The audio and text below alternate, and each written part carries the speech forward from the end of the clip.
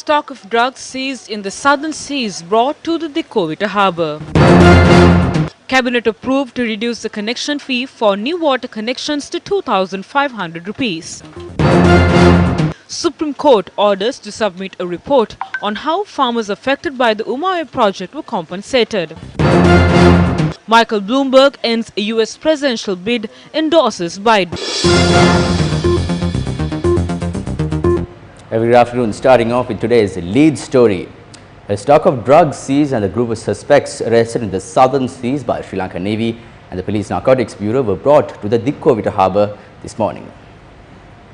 A stock of 400 kilograms of heroin and 100 kilograms of drug called ice was seized during a joint operation conducted by Sri Lanka Navy and the Police Narcotics Bureau. The stock of drugs is worth around 6 billion rupees.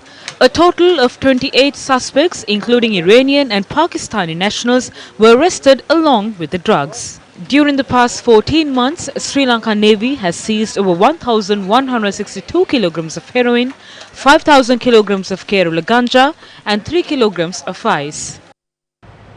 The government decided to reduce the connection fee of a new water connection to households to 2,500 rupees. Now, this was at 8,000 rupees earlier. Joint Cabinet spokesperson Minister Bandulu made the announcement at the Cabinet press briefing held today.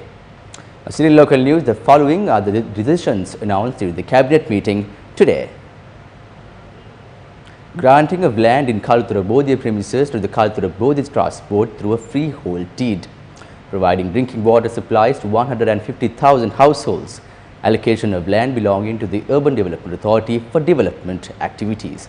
Construction of houses to those who were affected by the conflict in the northern and eastern provinces, and regulation of issuance of television and radio licenses, and also formulation of a national fertilizer policy, and finally food security for people with low income. Now moving on to more news here at home. An assault was reported at a school in Baddegama, Galle, where a group of people have attacked a few school students. On the 1st of March, it was reported that there was an argument between two groups of school students. According to the police, one group has brought in a group of outsiders and had assaulted the school students. The assault was recorded on a nearby CCTV camera.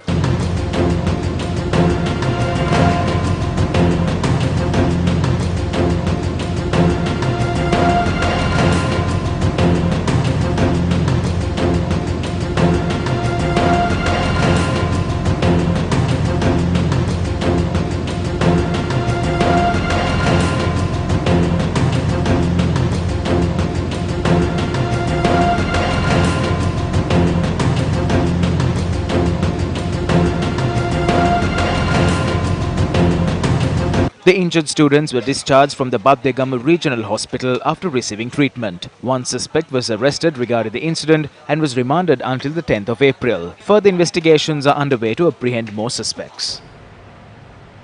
A march was organized to celebrate the 40th anniversary of the Sri Lanka Commando Regiment. The march started from Chillout, Kandy, Galle.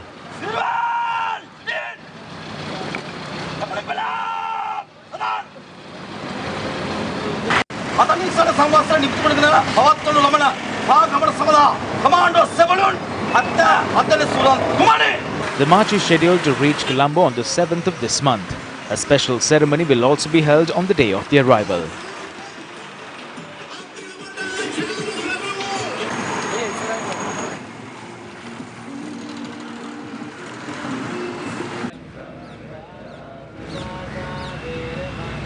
The Sri Lanka Commando Regiment was established on the 15th of March 1980.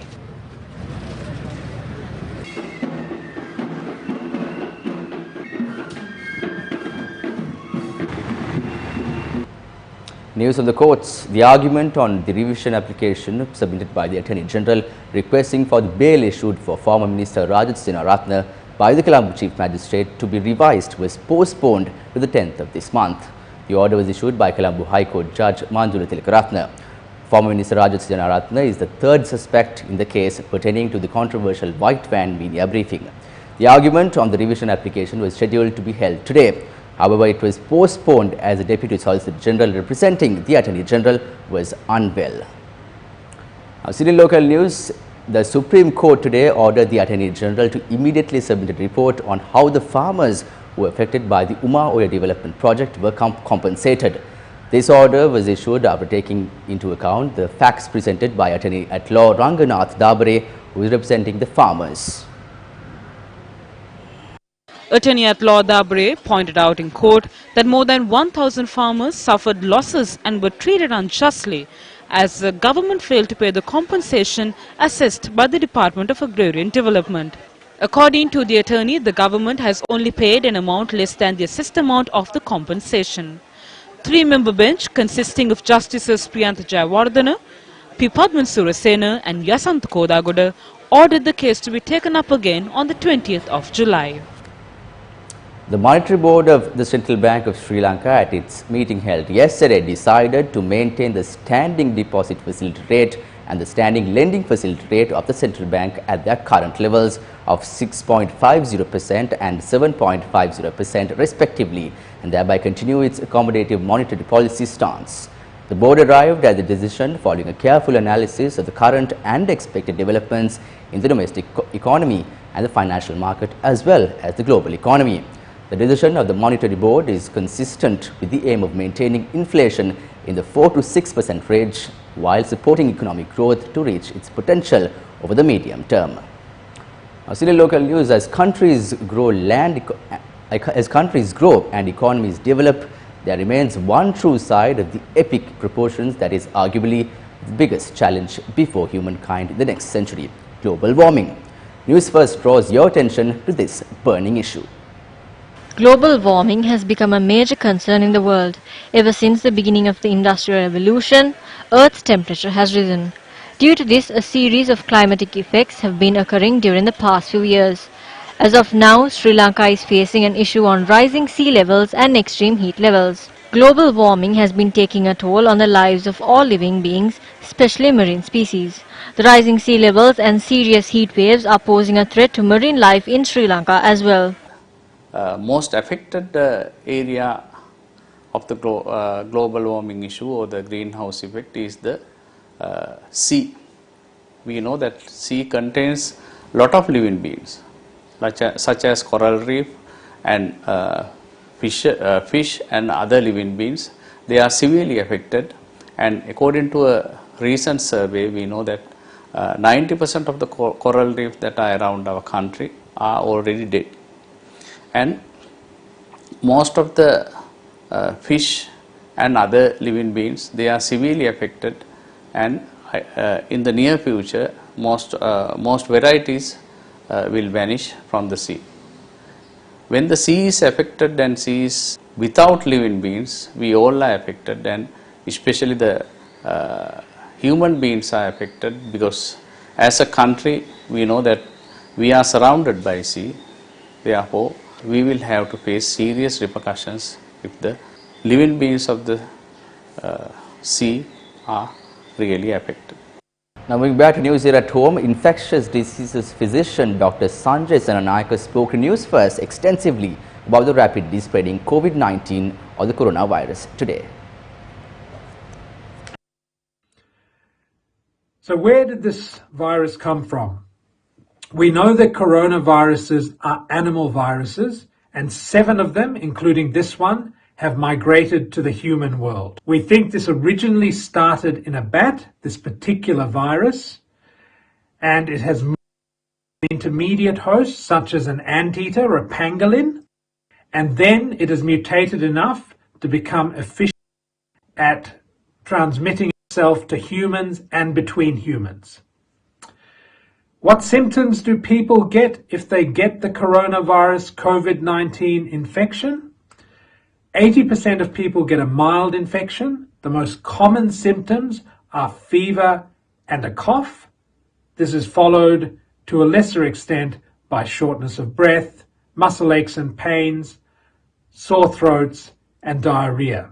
15% of people can get a more serious illness. That means that they might have to be in hospital, and a smaller percentage of people can die from this infection. Well, there are no approved cures for the COVID-19 infection. There was a medication developed for the Ebola virus called remdesivir, and that is currently being trialed in the United States and China to see if it is effective against COVID-19. Yet again, looking back at some news here at home, the people of Borala in Matra have been able to meet their water requirements without any problem. Due to the prevailing dry weather conditions in many parts of the island, people are suffering with many hardships. The people of Borala in Matra faced similar difficulties in the past, but they have no such problems today. COMMANDO has been very helpful. We can engage in our day-to-day activities without any hindrance. Our correspondent stated that the COMMANDO Savya Society in Borala is functioning very effectively. The villagers also thanked the companies that joined the community development project. The Borala water project by COMMANDO was declared open to the public in the year 2017. And that's a wrap for Lunchtime News. Join us again at 1:55 for the latest. Thank you for watching.